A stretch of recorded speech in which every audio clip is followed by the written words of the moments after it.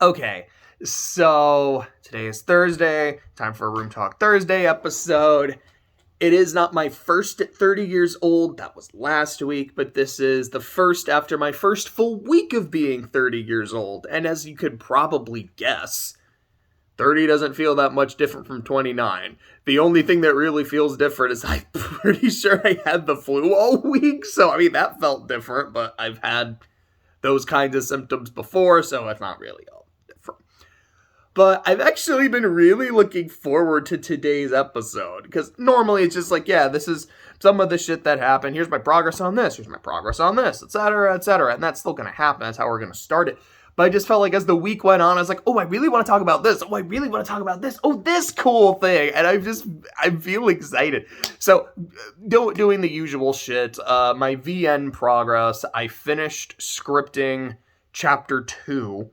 And I've started scripting chapter 3. Again, as I've said, it was something that was already written as just pure prose, and now I'm trying to turn it into a script. Some of it has had to be like really reworked and rewritten.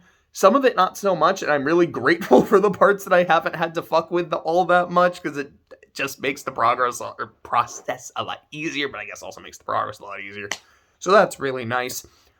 With that manuscript I had finished a couple months ago, I'm trying to enter it into some contests, which if I win, great, I'm happy. But even if I don't, I really just want to get feedback on it. It's like, okay, what are the things that work so I know what to keep? What are the things that don't work so I know, okay, these seem to be the weaknesses of the manuscript. These are things that really need to be tightened up. That's just really fucking useful information to have. Now, if someone just reads it and goes, yeah, this is complete dog shit, why did you waste my time? Well, that doesn't help me, and it just hurts.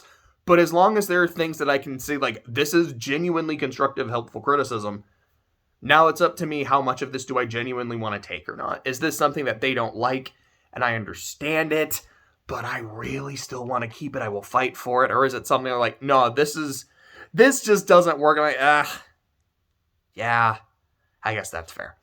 I'm looking forward to some of that. Xeno's Saga. Yesterday, I finished the Carrier arc, which I won't go into any specific spoilers until I'm actually talking about the game. I'm about 14 hours in now, so I'm about a third of the way through it. I really like it. It's slow as fuck, and it's definitely a game where I feel like I've been watching the game more than playing it, but I've been playing it a lot more as of late. Oh, sorry, my throat still feels kind of sore. Excuse me. But the more I'm playing it and actually getting to, see the battle system and understand how the battle system works, it's honestly a lot of fun, and just really how to get the maximum value out of every turn. It's fucking with me. It's vibing with me. I think it's pretty fucking cool. Symphogear. So I finished AXZ a couple days ago. I posted my video about the last 4 episodes, kind of my overall thoughts on it. So now it's going to be time for XV. So the way I see it, I have 2 options. Option number 1 is I do what I've been doing, where I'll watch usually anywhere from 2 to 3 episodes a day, take my notes the next day. This is what I thought of those episodes. Blah, blah, blah, blah. Looking forward to the next one. Go as we go until I finish it. And then when I think for sure when I'm done with all of it, I'll probably take some time to write down. It's like, what are my thoughts on the series as a whole? What's my ranking of all the seasons, all the antagonists that I've really had time to sit on it, etc., etc. I'll probably try to release it. What was the day? It was like September 15th or so, like on Hibiki's birthday. Because like they made a point of like, this is when it is. Like, that's pretty soon. I might hold off and just do it then, because that sounds really fun. But that's option number 1. Option number 2 is to just binge XV. Like, fuck it. I'm going to watch the whole thing. Probably not the whole thing in one sitting, because I'll probably at least watch a couple episodes today. Like later tonight or so. But I really want to go ahead and do it. And while I definitely try to balance my projects, like a little bit here, a little bit here, when I know I'm in striking distance of something being done, I try to just be like, all right, let me focus on this. There's only 13 episodes. I'm off the next couple days. I really could just say, tunnel vision, let's get this done. But before I do, let me know. Would you, like, do you really like it when I kind of just be like, this is what I think of these couple episodes, my progress on it? So would you like me to do that for XV, or fuck it, go for it, just watch it, and if binge it and then talk about it? Let me know which one you'd prefer, and I'll try to adhere to that. Was there anything else for the usual shit? Oh, and just like Mistborn 3 Hero of Ages, I've started it. I'm only like 30 pages in. I haven't read it the past couple days. Whoopsie. Kind of like with Well of Ascension, I think it's going to be, when I'm first starting to read it, progress is going to be very slow, and it's not like what I've read so far is like, oh god, these 30 pages are trash, I don't want to read it. Just, it'll probably be a little slow, and then once I get more into the swing of it and the book really starts to pick up, then it's going to be probably like the first 2 books, oh, I can't fucking put this down. But not a lot to really say on it right now, so moving on to the next thing. I want to talk about music for just a little bit, because there were 2 pieces of music I was really introduced to. One of them is David Bowie's album Blackstar, which was the final album he released. I've listened to it a couple times, and I didn't super get into it, but I will wholly acknowledge that normally when I'm listening to an album, I'm doing something else. Like, I'm working on a manuscript, or like I'm playing a game and I've just got like my own music playing in the background. And I feel like Blackstar is the kind of album where I'm really not supposed to do that. This is a very introspective album. This is a man as he is dying, reflecting upon death and like his inevitable end. And I believe he actually died like 2 days or so after the album came out. So it was very poignant to him at the time. I feel like it's like, yeah, it wasn't super clicking with it on the background, except for the title track. I fucking loved it. I think I just, in the next couple of days, need to just take about 40 minutes, do nothing but listen to it. Maybe just like while I'm going for a walk, listen to the album, and then be like, oh, yeah, it's phenomenal, just as much as everybody said. I just had to not be ADD for 40 minutes, or it still just didn't click with me for whatever reason. But I wanted to at least bring it up. The other thing, so a song you may or may not be aware of. It's One Winged Angel, or One Winged Angel. I usually hear it pronounced as winged. That's usually how I say it, but I think it's just supposed to be winged. You also may be familiar with another song, the DK rap. If you've ever heard One Winged Kong, it's exactly what you think it is.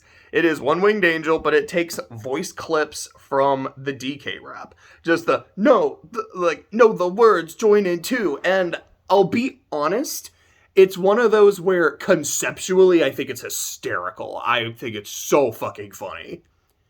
But I don't love the execution, and that's just a personal thing. Like those videos, like I remember years ago, there was a video, I think this was when Obama was still in office, like Obama sings Call Me Maybe, and it would just clip spliced together going, hey, I just met you, and like with the music in the background. And personally, like I think the concept of those is really funny. It doesn't work for me. It just feels really weird the way they're executed. However, there is a version, there is a remix. What's it got? It's One Winged Kong, Coconut Cream Despair. Takes the concept and is like, okay, instead of just splicing shit together, like there is an actual choir just chanting, oh, he's here for you, know the words joined into Donkey Kong. And I can't get enough of it. I think it's so fucking funny. I was howling with laughter. Like Clay and I watched it together, and I was dying the entire time. I've listened to it several times since. Please go give it a listen. It's so fucking funny. So here's a couple other things. I don't remember if I talked about this last week. I don't think I did. But the day before my birthday, I was hanging out with Clay. And he was watching just like some horror shit. Because like he really loves horror as a genre. I think I've said this before. It's always been something that growing up, I'm like, I'm a scaredy cat. I don't like horror. but I always find horror really fucking fascinating. It's like, I want to know what happens in horror movies without watching horror movies. So again, shout out to the Deadbeat channel. That's why I fucking love that channel. But he was watching like horror stuff, and we watched this one called The Hug, which was a short about a bunch of kids at like a Chuck E. Cheese pizzeria thing and about its mascot, and you could probably guess where it's going. If you've seen it, you know where it goes. And watching, I'm like, oh gosh, I know where this is going. I'm not gonna sleep well tonight. Just the look of this thing, and I don't like it. And what do you know? I didn't sleep very well. And I remember telling Clay the next day, I was like, yeah, so, I wasn't able to sleep well, and it's not because of, like, the existential crisis of me turning 30. It's because I could just feel that thing's presence in my room. But, like, I had to give it a shout out, because, like, it was wonderfully creepy. And another horror thing that happened, which is really fucking funny, was a couple days later, I remember I was having a dream. And in the dream, I was on a bus. And the bus, like, it took me right to my parents' house, which is weird because there's no bus stop there. And in the corner of my eye, like, while I was on the bus, I could see something running, just not exactly in, like, Kaiki's perfect form from Monogatari, but kind of something like that, just, like, super fast, jogging, minding its own business. And I was like, it's keeping up with the bus. I don't like that. We're getting really close to my stop. I hope it just keeps going and doesn't stop here, too. So the bus stopped, I got off, and the thing just kept going. I was like, oh, thank goodness. Oh, thank goodness. So as I'm going up to my parents' house, climbing the driveway, because the driveway snakes all the way up a fucking hill. I'm feeling like really tired, I'm really exhausted, and then in the corner of my eye, I see it coming back. And it is actively going up the driveway, and I'm realizing it's after me. It's coming for me. I'm not gonna make it. So I'm trying to now start to run, and I can't because I'm feeling just so tired and so exhausted, and the sun's out and it's blazing hot and it's just sapping my energy. And I'm thinking that if I get up there, like, I can, maybe I can outrun it.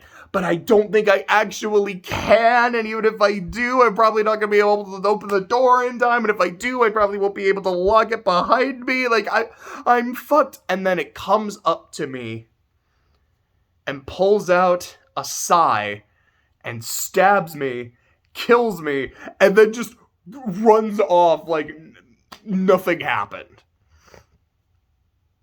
The reason it had a sigh was because it was Raphael of the Ninja fucking Turtles. And the idea, like the entire dream, and it's not even like the creepy Michael Bay version, it's just regular Raphael. Of like specifically like 2003 era Ninja Turtles, which is the one I actually grew up watching and really like. And so I know why this happened. It was because earlier in the day, I was watching a Maximilian Dude video, which shout out to him, I love Max Dude.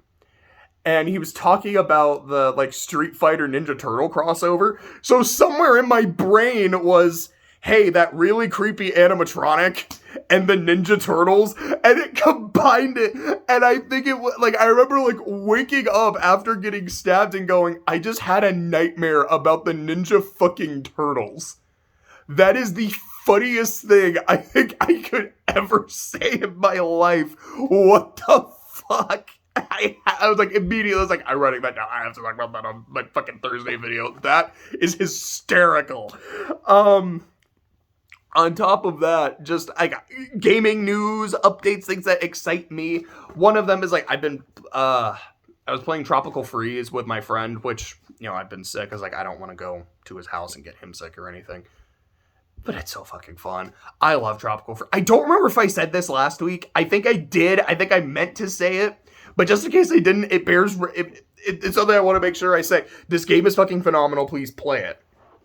It's Donkey Kong, so the gameplay is really fun, the music is really fun, like, everything is super expressive, the levels are super vibrant, they're super alive.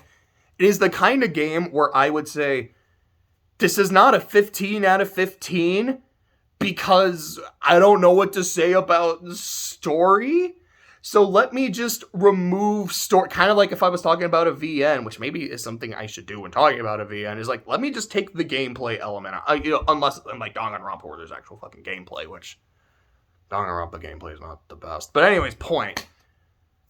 Something like Muv-Luv. There is no gameplay in Muv-Luv. It is a story and presentation, and for me, it's like, I couldn't even give it a 10 out of 10. I'd probably give it, like, a fucking 12 out of 12, because it's fucking phenomenal.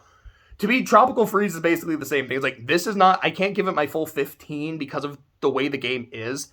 But if we ignore the story, because there is no story, just focus on gameplay and presentation, it is an easy 10 out of 10 kind of fucking game.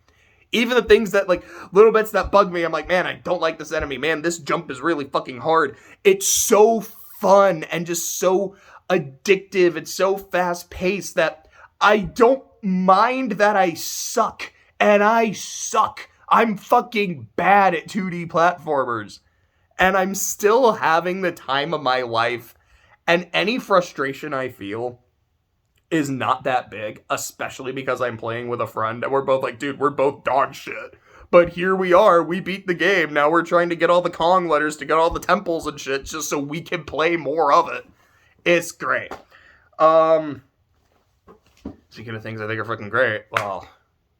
Nah. Persona 3. So, I have a very mixed opinion of Persona 3. Short version is, if I could control these dumb motherfuckers, I would like the gameplay. And if I liked the gameplay, I would have been playing the game more, which means the story would have felt like better paced, and it probably would have had a better impact on me. Because, boy, it was like, I would play it.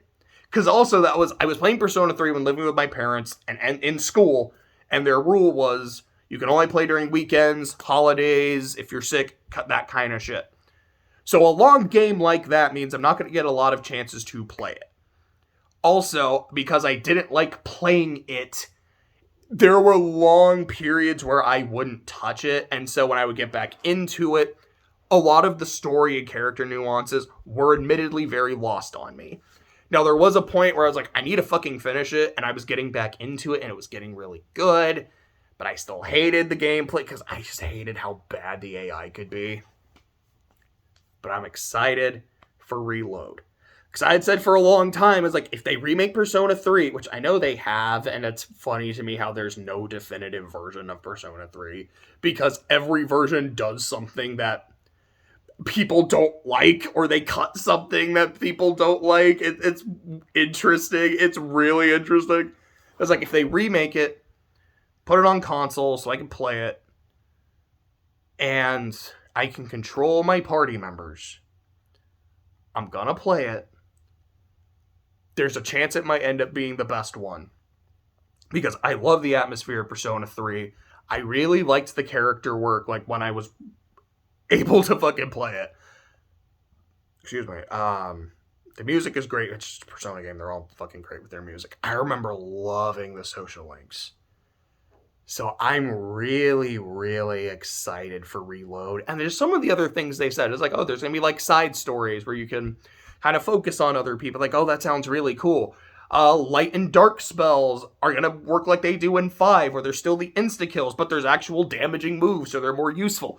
Oh, that sounds really nice. I think there were a couple other things that they showed. I'm like, oh, that's really cool. I like that. Oh, that's really cool. I like that.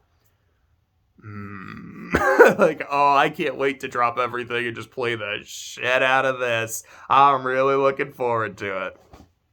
Something I saw yesterday, in addition to the new P3 shit, is I'm not big into Tekken. And that's not because I'm like, I fucking hate Tekken or anything. I've just never really gotten into it, except for when I was playing Tekken 4 when I was a kid.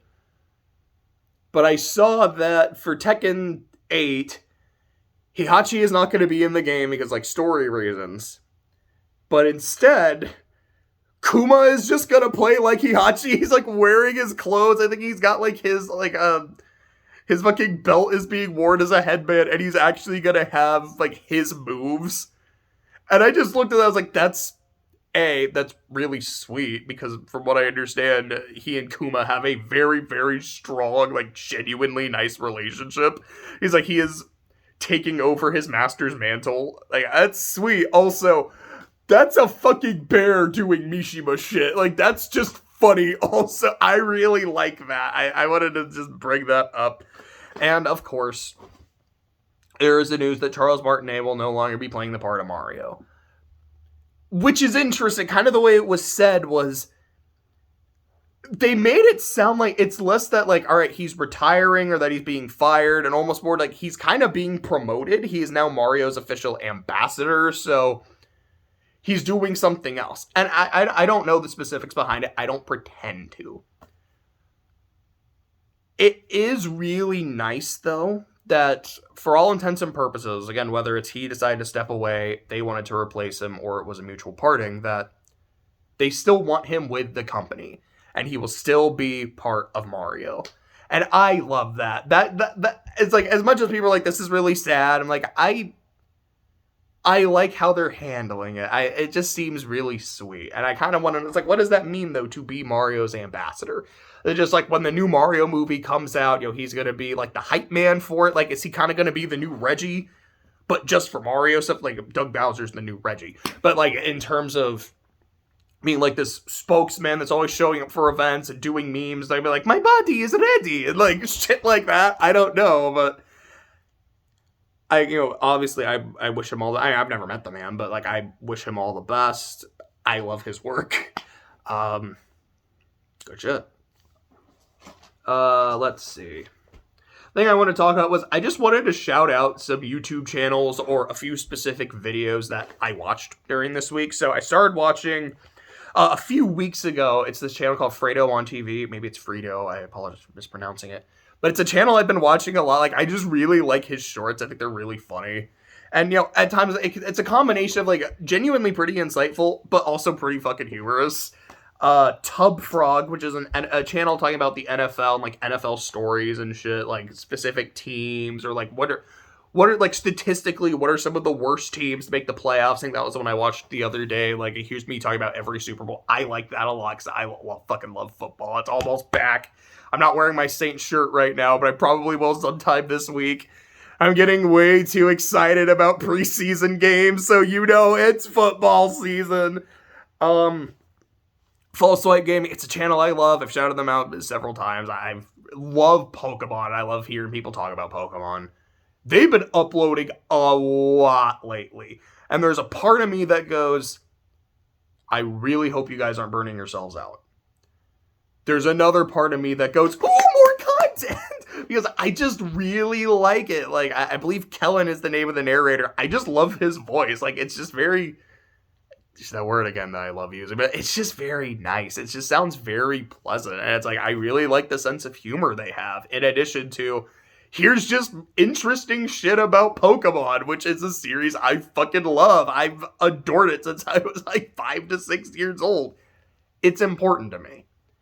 And seeing people who have that same love and passion for it, it just, it just kind of warms my heart a little bit. Speaking of Pokemon, there's another channel I watch off and on called Jimothy Cool, which is specifically about, competitive Pokemon. I don't know why I was just blanking entirely. Oh yeah, that was another fucking gaming news thing, was they showed a new Pokemon. It was Poltergeist, which is a alternate form of Sinistea, but it's not an alternate form. It's a divergent form, which I don't fucking care. It's an alternate form of the Pokemon. It's a ghost. It's a grass ghost matcha tea thing, which is great and bad for Jose, because he wants to get all the, he wants every grass type shiny. He's like, there's also not a lot of ghosts, and I like ghosts, so I'll try to get all the ghost shiny too. So for him, it's a 2-for-1 special, because he only needs one if it's a dual type, because I asked that about him with like Delmise and the Tumbleweed, Brambleghast. He's like, nah, I just need one, it's cool. But on the other hand, he's like, fuck, that's another thing I have to shiny hunt, and I don't want to have to shiny hunt it. But I thought I would shout that out, but Jimmy the Cool, I just really like his voice. I really like his cadence. I hate the way he pronounces Groudon, which he made a video about. He's like, yeah, like, this is how all the people in my school pronounced it. We pronounced it Groudon. So it is how it is. And it's like, look, everyone pronounces Pokemon names weird. I don't know which ones off the top of my head that I pronounce weird, because they're how I pronounce them. They sound normal to me. But I'm sure there's probably several that people are like, why the fuck do you say it like that? So I completely get it. And I've gotten to the point where now Groudon just kind of sounds funny to me. So I dig it. But Again, like, I like his channel and the whole great neck shit. I was giggling pretty hard at that. I like that. I watched a video of the great James Earl Jones performing the poem Casey at the Bat, which I don't, Clay was playing Earthbound, they got the Casey bat, and I'm like, oh my gosh, I get that joke. That's so fucking funny. And I was just like looking at stuff for Casey at the Bat because it's a poem that my dad loves. And I saw the James Earl Jones version, like, okay, this is fantastic. I've got to send it to my dad. My dad was like, thank you. This was the best version I've ever heard. So I enjoyed that a lot. And another thing I watched. Wait, what is that? Okay, sorry. I couldn't read my writing for a second, and I thought I had an additional note, but I didn't. It was the thing I was about to say. I was watching a video by The Volume, which I think is just a podcast. I don't think I've ever watched one of their videos before. I don't know if it's just Richard Sherman's, but it was a video of Richard Sherman having an interview with Pete Carroll, which, again, it's NFL stuff. I loved it. I really, really loved it.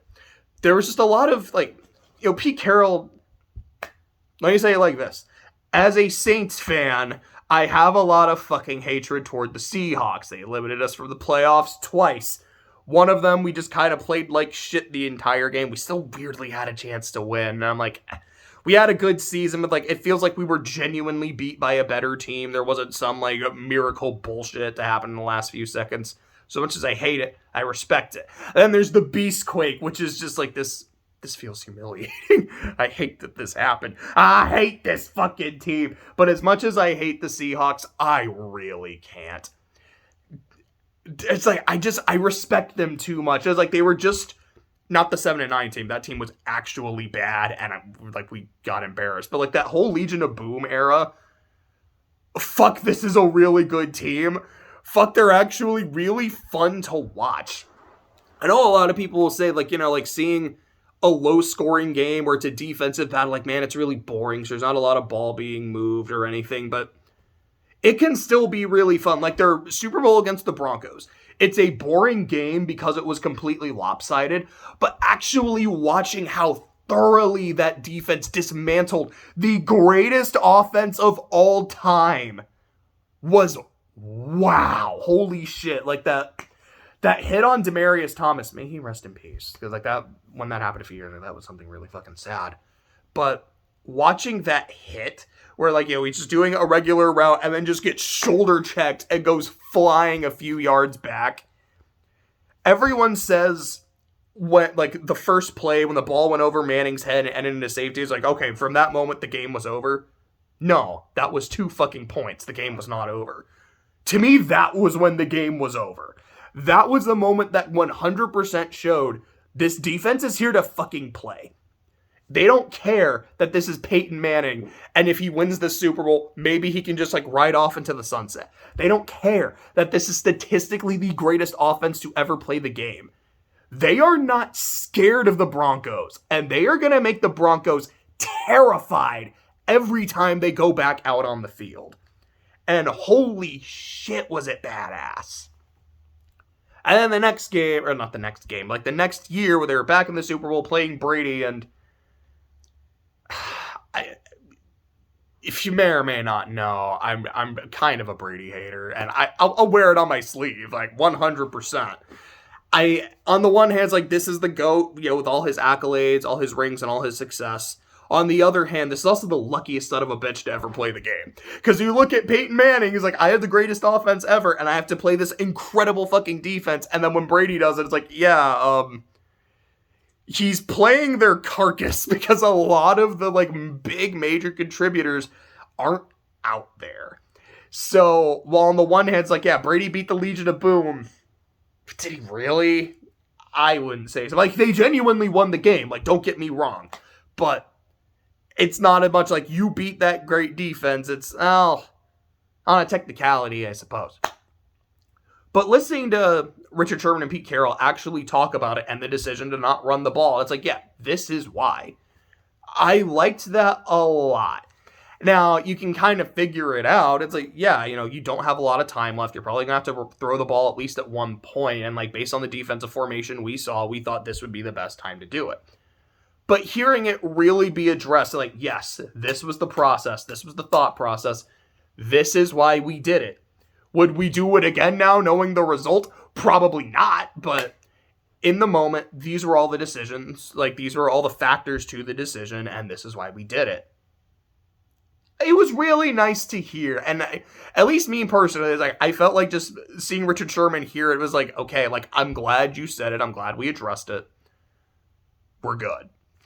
And then just the amount of love and respect the two of them have for each other. And just seeing how genuine it is. Like, it was just so sweet and so pleasant.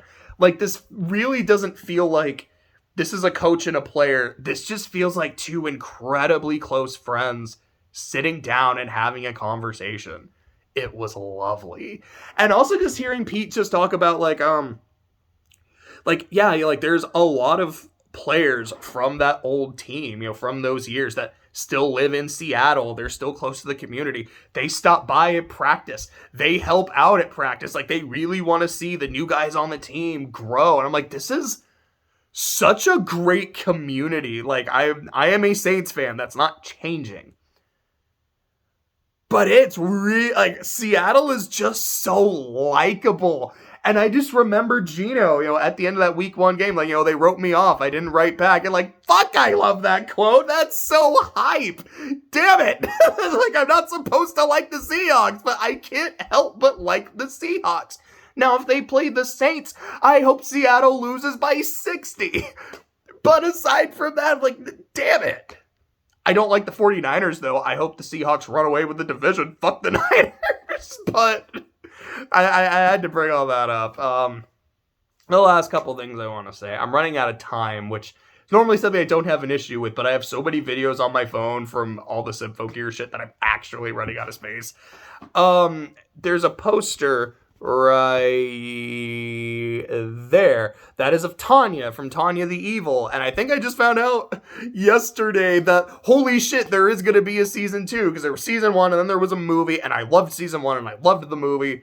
I'm excited for a second season. I don't know what the fuck is going to happen because I haven't read the novels, but I really, really liked it. Really, really enjoyed it. So yeah, I think that's basically it. It's like, I'm running out of time. The show is really good. I'm excited to see more of it. And that's all for this week. Like I said, probably watch at least a couple episodes of XV today. And maybe I will end up just marathoning the season tomorrow or so. Or if not, we'll just kind of keep it paced and go as we go.